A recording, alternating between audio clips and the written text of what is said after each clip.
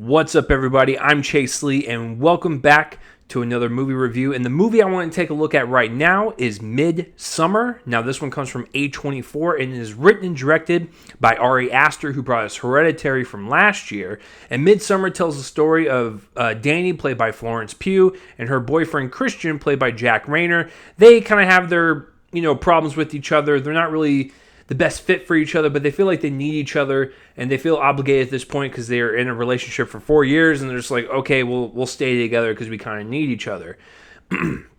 And so, Christian's friends, played by William Jackson Harper, Will Poulter, Wilhelm Blomgren, they suggest that they should go on a European excursion to kind of visit a bunch of different cities for thesis papers and kind of bring back that culture and write about it. And so one of the places that they go to is suggested by Wilhelm's character, Pelle. And he suggests that they go to this Midsommar festival, this kind of like rural area where a bunch of people kind of gather, wear white gowns, and just celebrate life. And, they're really happy and just celebrating existing. And so it seems really, harmless and stuff. So they go to this kind of rural campsite. Really nice little buildings. It kind of looks definitely like a cult. And they have their own farming and ecosystem. It's like, it's kind of weird. It's like away from society, out in the middle of the woods. And so they kind of join this, cult-like group. And they're like, oh, this is really fascinating. Everyone seems really happy and lovey-dovey and stuff. And then when something really brutal and violent happens, that's when the light switch turns on in their heads going, yeah, this is pretty effed up. I don't want to be here anymore. And so the longer that those five stay, the more bad stuff that happens to them. Very bizarre stuff, overly sexual stuff, and disturbing stuff. It's quite a trip. So going into this movie, I was looking forward to it immensely. Hereditary was my favorite film of last year. That is no joke. Out of every film I saw, that one was number one. So whatever Ari Aster was going to do next for his sophomoric effort, I was all on board. The trailer sold me. Very eerie, just kind of gets under your skin, and you realize that, this is shot in the broad daylight, and this is going to deal with, really happy cult members, but they're going to do some really horrific stuff to these people. And I'm all here for it because it looks great. So it looks like something that's going to be quite memorable, just like Hereditary was. So I saw the movie. I can tell you right now, if you were to ask me point blank, which one's better, I do think Hereditary is better, but I like Midsommar quite a bit. And so when I walked out of Hereditary, I was like, I feel like this is a horror classic in the making. Like, this is going to stand the test of time 50 to 100 years from now. Midsommar is a cult classic, bar none. This thing is going to be remembered for a very, very, very long time, especially within the kind of cult subgenre of horror. This one has a nice place in that. So let's start talking about Ari Aster, because he is absolutely the star of this film, besides Florence Pugh, because she's amazing in this film. Ari Aster, to me, he respects horror. He treats people like they're adults. He doesn't treat them like children. It makes Annabelle 4 just be nothing but an hour and a half of loud jump scares just because. It doesn't make sense with the story. What he does is he applies real-life human drama, situations, and themes, and kind of wraps it inside of this horror kind of wrapping paper. And when you're like, oh, look at that shiny, bright, horrific wrapping paper, you open up, you're like, wow, there's actually some deep stuff into this. It's not just jump scare or creepy imagery for the sake of being that. There is more to it. Hereditary, he did with the family drama and grief and losing a loved one and what that does to someone and driving them to paranoia. This one's the same way. So the running theme is dependency, and more importantly, in this couple's case, codependency. And like I said earlier, definitely reaching that point where you cut these people out start fresh and become independent again, because you feel like they're weighing you down in life, and you need to realize this so you can take control of your life once again. And that's some really powerful stuff, because we've all been there. And what's really interesting is that in the screening in Austin, Texas, a week before I saw this, Ari Aster was there, and he specifically told the audience, I wrote this after a bad breakup. Now, if I were to watch this movie and just saw it and walked out and go, I can kind of get what he is aiming for, but I'm not really sure. Now knowing that he wrote this after a breakup, it makes total sense to me how the story plays out, what happens in the story, and the characters involved. Because he is Florence Pugh in this situation. And so when you think about it that way, it just makes it all the more powerful. And it's also therapeutic. It is a cathartic kind of nightmarish experience that Ari is putting on us as viewers, but it's really kind of relieving all of his pain inside of him. And so he provides entertainment for us, and we see the deeper meaning going, there's a lot going on within you. You're airing this out. This is your therapy session. In a weird, effed up, kind of beautiful way, this is your therapy session. And so, taking himself and putting it in Florence Pugh's character makes total sense. There's a lot that happens within her character at the beginning that's really kind of heartbreaking. Definitely the best opening of any film I've seen this year so far. It's really, really great stuff, and just kind of like sets the stakes and the tone throughout the entire film. It's really emotional stuff, and it really it sinks that hook into these characters to make you want to like kind of hold on to them for the entire journey that they're going to take. And so I think opening up with this kind of like gut-wrenching scene with this character puts us in the perspective what she is going through and what Ari kind of went through with his breakup. So I kind of like that. And so as the movie kind of progresses, you see them dependent on one another, and then she eventually gets her independence again. It's just really great themes going on here, and it actually works with the cult kind of setting. What are cults? Cults are people that are dependent on the voice of reason or their leader or whoever is standing up there preaching whatever they're preaching. So having that mirroring with the character situations is genius. It's really, really, really great.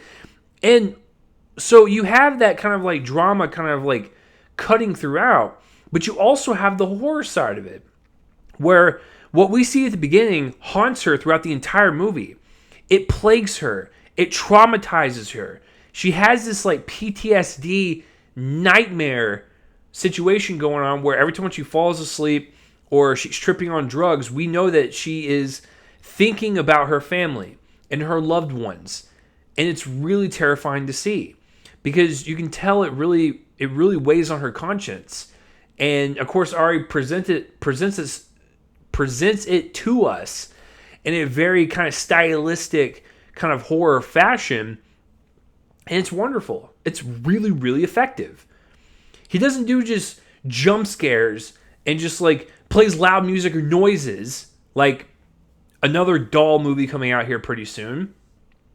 What he does is he drops the audio out of the track.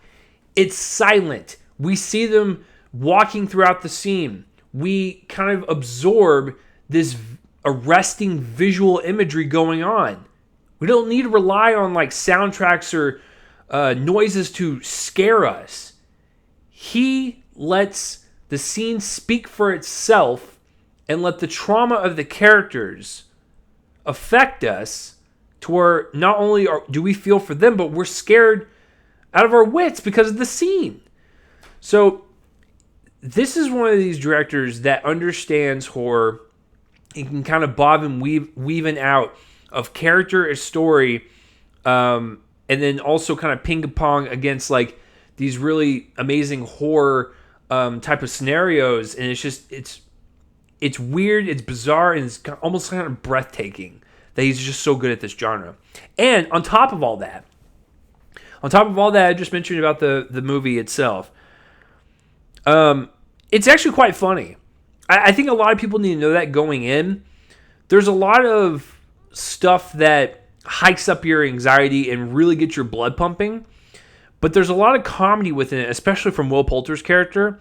That's nice. It's like a nice relief of tension that's just built up inside of you. It's kind of nice to bounce back between that kind of dark comedy flavor, kind of go into, whoa, that was really gruesome. I'm kind of speechless, and you kind of dip into, really feeling bad for like Danny's character.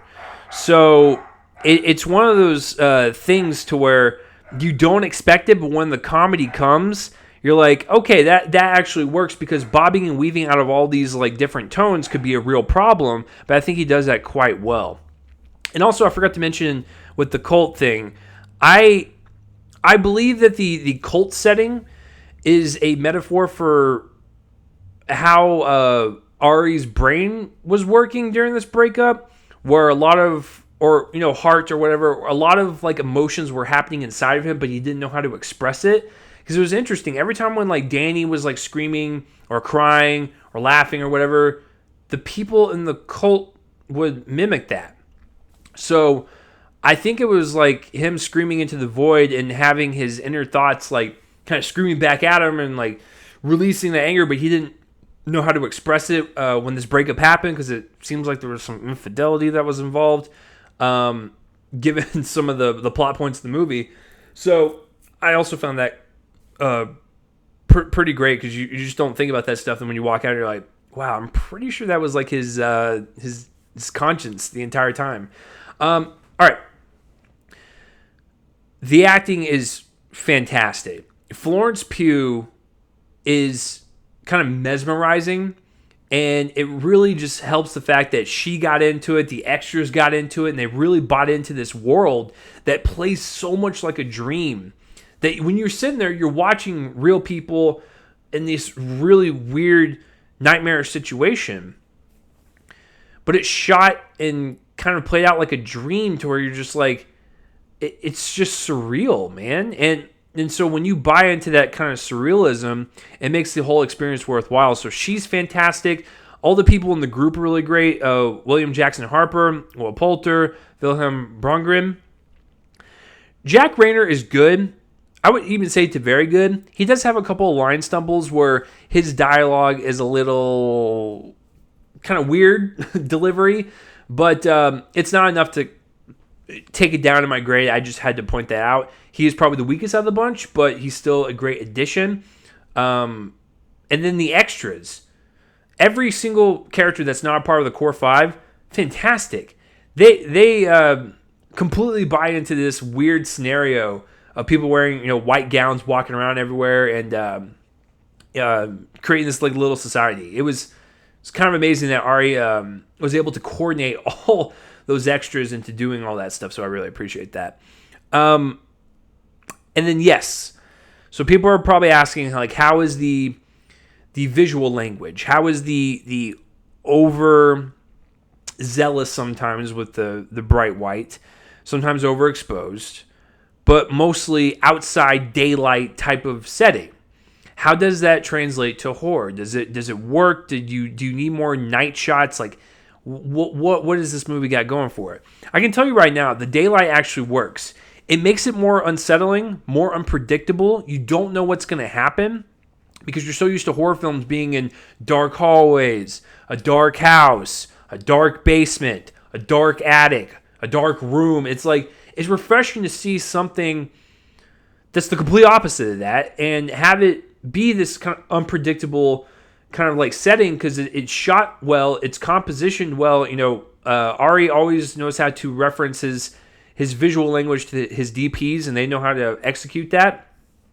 But the choice to go all daylight was actually really, really effective, and just made everything more shocking, more visceral, more brutal. When the violence was happening and the red would just pop out even more because everything else is like mostly white, and then you have just like this red splotch, just kind of wakes you out of this like surreal coma that you're in. You're like, oh wow, that was really kind of gruesome. And so I think the overblown white is really effective in this case, and so good job on doing that. And then the music is really well done too. It reminds me of Hereditary score, where it's just that extra flavor, man, to just make it super memorable and just really kind of eerie, gets under your skin, and just highlights the scenes to even the better than they already are. It's fantastic.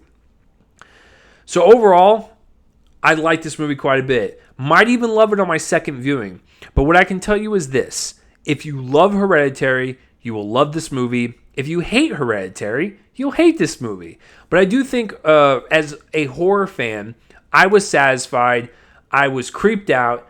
I was disturbed. I was laughing. I was in awe. I think I was heartbroken sometimes. Like the whole gamut of emotions, and I think it was delivered quite well. So if you're a horror fan, go for it. Take a shot. It's Hereditary meets Suspiria. So I highly recommend it. The only thing that I would say is a negative, and I forgot to mention this, I apologize. It's been a long week.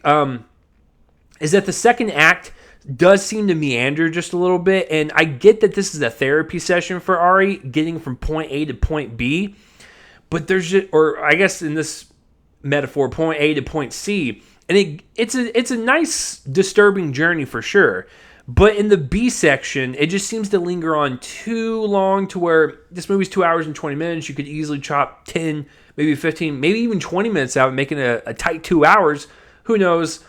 I'm just saying that it does feel a bit long in the middle to get to his point, even though I still enjoyed the journey. So I forgot to mention that, sorry. So I'm going to give this movie an A-. So what did you guys think of Midsommar, or have you even heard of it? Comment the place up below my face and let me know. And as always, guys, that will do it for this review. I'm Chase Lee, and tune in next time.